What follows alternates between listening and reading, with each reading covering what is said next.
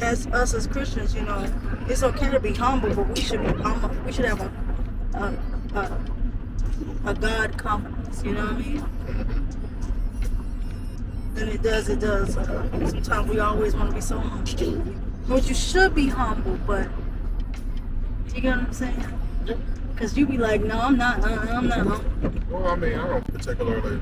You don't like the word. Always like the definition of being humble, so that's why I don't really roll with that too much. Yeah, I ain't never really been a big fan of the definition of humble. You'd have to pull it up and read it so you can get the definition verbatim.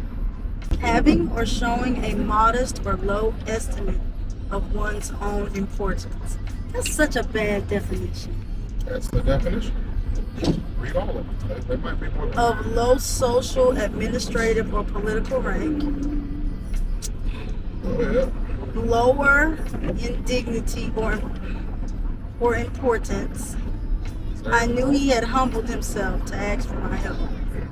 Well, when you have to humble yourself, it is.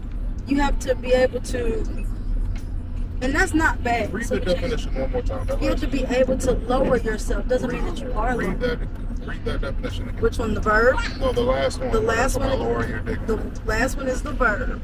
It says lower someone in dignity or importance. See, you shouldn't. In order to ask questions and stuff like that, you shouldn't have to lower yourself to do it. Asking questions is a part of life. It's how you learn. It's how you get better. Right. I don't have to humble myself to ask nobody a question. Well, let me say it like this: but what about in the sense of someone that knows more than you? Because you have to be sometimes to be able to learn, or to be able to be like a child, or like God says, you have to have a humbling spirit that says, hey, I don't know what you know. I come humbly, lower than you, God. Or, I know you put this person here as my mentor, my guy, my coach, you know what I'm saying? So you do have to be able to lower yourself and humble yourself. Now, I think the part where it says to not know of your importance, that's not something you should do. You do have to be able to, you get what I'm saying? Like, be able to realize that, hey, you're not at their level. Like you said, hey, you gotta have you gotta be able to take knowledge. You gotta be able to be the assistant. You gotta be able to, you know what I'm saying? And that's a humbling position. I get the context in which people try to put it in, but just because of the actual definition of it is why I don't subscribe to it. I get what people are saying.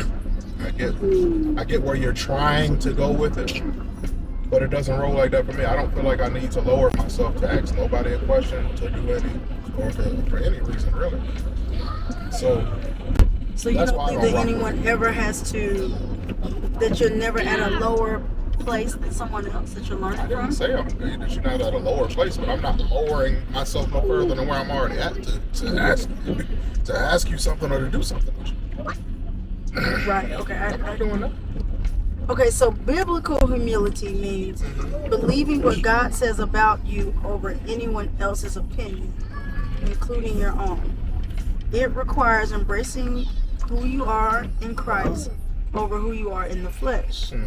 To be biblically humble is to be so free of concern for your own ego that you unreservedly elevate those around you. And see, even with a definition like that, I would describe that more as confidence. Yeah. But maybe biblically you could pull verses and stuff like that would indicate that's what humble means in the Bible. But everything you read there just means confidence and leadership to me. Yeah. And this is what this one says. It says worldly definitions of humility include a lack of ignorance, a feeling of inferiority, and having a low rank. In the Bible, ignorance is also a sign that someone lacks humility. A haughty spirit precedes a fall. Haughty is another word for ignorant. It's different. Because they were offering, like in what you were just reading, that pride would be like the antithesis of humble, the opposite side of humble. And to me, you don't have to have either one of them. Like you could do you can do everything you need to do. You don't have to be overly prideful, and you don't have to be overly humble in either one. Right. If when I perform and when I do something, I might reserve myself a little bit. But as far as like the man-made definition of humble, yeah, I'm not gonna humble myself in any way. But I'm not gonna be overly prideful either. I'm not too prideful to ask for help. I'm not too prideful to apologize. I'm not too much of anything to be better.